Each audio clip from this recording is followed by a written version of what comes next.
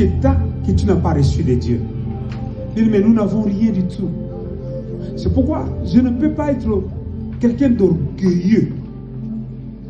J'ai compris que Dieu est simple et humble. Bien-aimé. Mais même pas avec des mots.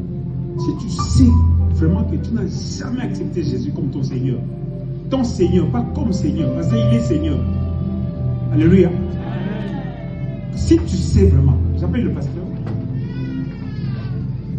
Merci papa. Amen, amen. Je disais, c'est pour ces genres de moments que le Seigneur permet que ses enfants se réunissent comme ça. La Bible déclare qu'il est doux et agréable aux frères de demeurer ensemble. Et la parole de Dieu est en train de dire dans le livre de Genèse, le chapitre 6, que Dieu trouva Noé juste et intègre et il lui demanda de construire l'arche afin que quiconque se retrouverait dans l'arche soit sauvé du jugement de Dieu qui était le déluge.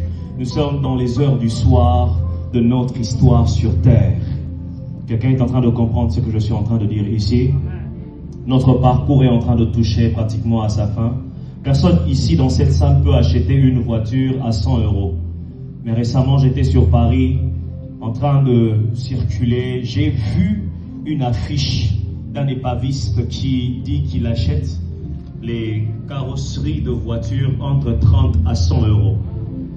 Aujourd'hui, tu vaux peut-être 20 000, tu te dis que tu te suffis, mais il y a un jour où tout ce que nous pensons avoir de la valeur perd toute valeur.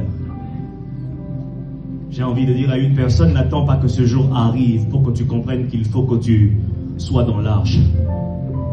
Ceux qui étaient sauvés du déluge, ce n'étaient pas ceux qui s'étaient agrippés à l'arche.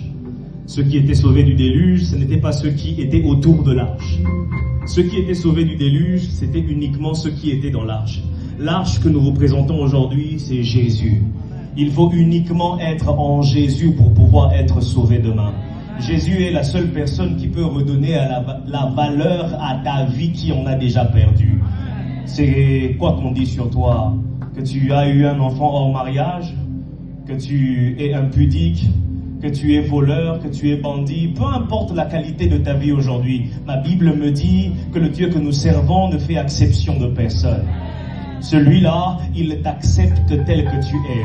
La Bible me dit, voici comment lui, il a démontré son amour. Alors que nous étions encore pécheurs, il a donné son Fils. Dieu ne trouve pas les arguments pour te sauver en toi. Dieu ne trouve pas les arguments pour te sauver dans ce que tu fais. Dieu ne trouve pas les arguments pour te sauver dans ce que tu dis. Dieu trouve les arguments pour t'aimer, pour te sauver en lui-même. Il t'aime tel que tu es. Il n'y a rien que tu ne puisses faire ou dire qui fera que Dieu te préfère ou te déteste. C'est en lui que se trouvent les raisons pour lesquelles il doit t'aimer. Tel que tu es, avec tes péchés, avec tes erreurs, avec tout ce que tu as fait comme faute dans ton passé. Peu importe ce qu'est ton background, peu importe ce qu'on a dit sur toi, peu importe la malédiction qui plane sur ta vie, peu importe l'histoire de ta famille, peu importe tout ce qu'on a jeté sur toi comme ça, le Seigneur te connaît par ton nom et il donne des peuples en rançon pour toi. Il te connaît par ton nom et il a versé de son sang afin que toi, tu sois sauvé. Il n'y a pas meilleur moment que celui-ci pour que quelqu'un qui entend cette parole soit en train d'ouvrir la porte de son cœur et le laisse entrer. Est-ce que quelqu'un entend le son de sa voix en ce moment? Est-ce que quelqu'un entend le son de sa voix en ce moment? J'aimerais ici appeler quiconque se sent interpellé par cette parole.